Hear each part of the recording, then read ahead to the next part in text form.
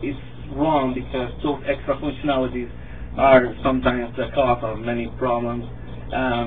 Sometimes they have trap doors that they didn't delete, and so it's very important that when software testing is performed on the software, that you should be aware that the software just performs what it's intended to do and nothing more.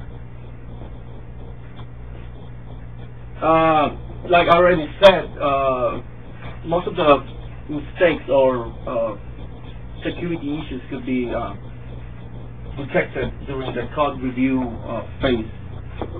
So if you have some automation tools, or you could perform some white box testing, you could actually achieve, you could find a lot of the possible security weaknesses. There is something more here. Yeah, it's very time consuming, but it's very important to try to find the possible mistakes during the code review, because sometimes, well, the statistics say that you have bigger probabilities to find. Huh? Yeah, also you can use the tools right here in this space.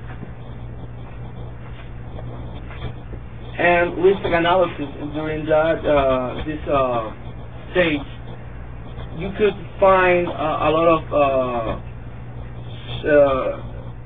structural weaknesses and design weaknesses during the risk analysis, and around about 50% of software security problems are caused by design flaws, maybe architectural flaws or design flaws.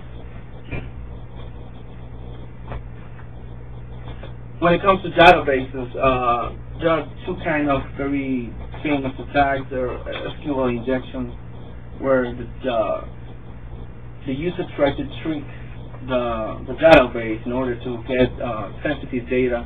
Or there is another one. There are ways to try to avoid SQL injection, but the other kind of attack is inference, which is not really an attack. It's more of a try to get sensitive data by looking at different results of not sensitive data. You can do that by trying to do some queries and see the bounds of the results, and you can see, well, I'm trying to look for some sensitive data, but I know that the results should be somewhere between these two numbers. So it's more of you have to be more creative. It's not something that the computer does by itself. It's something that you try to do different queries and try to analyze the information.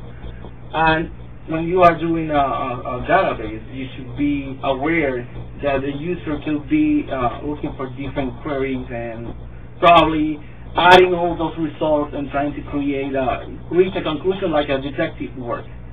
By negative results is that the computer says that the result is not this, and if the result is not this, you know that probably, if it's not A, it's probably B. So you try to achieve the result.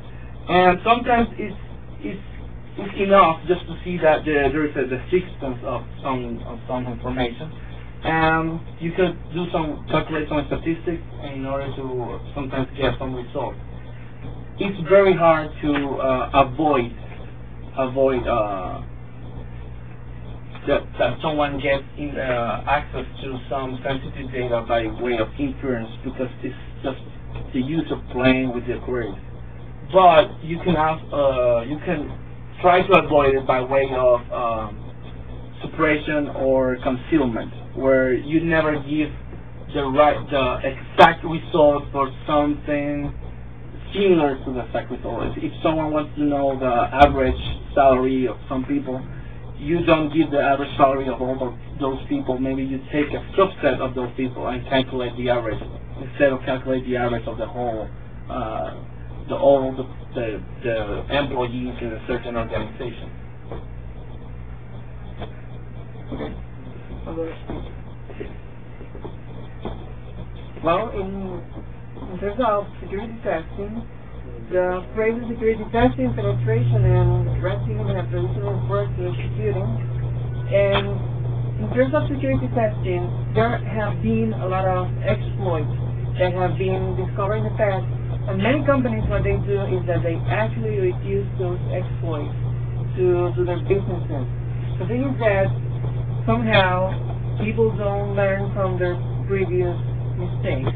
And they keep doing that, sometimes because they don't have time or because they don't have the tools to avoid that. But that's a very, as I said, growing risk of doing that. Usually, they have worked in the past, and what people do is that they try to look for those mistakes. Some people have actually, what are they are doing is that they're looking for newer ways of trying to break the code, try to enter to the database and see how they can find information that is supposed to be secure. I also wanted to add a little bit about this exploit libraries and frameworks. The good thing about this is not a bad thing actually.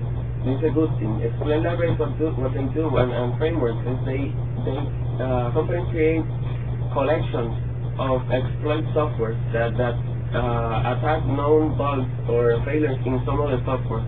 But you as a tester, you don't have to start from the beginning to code all this and to try and exploit.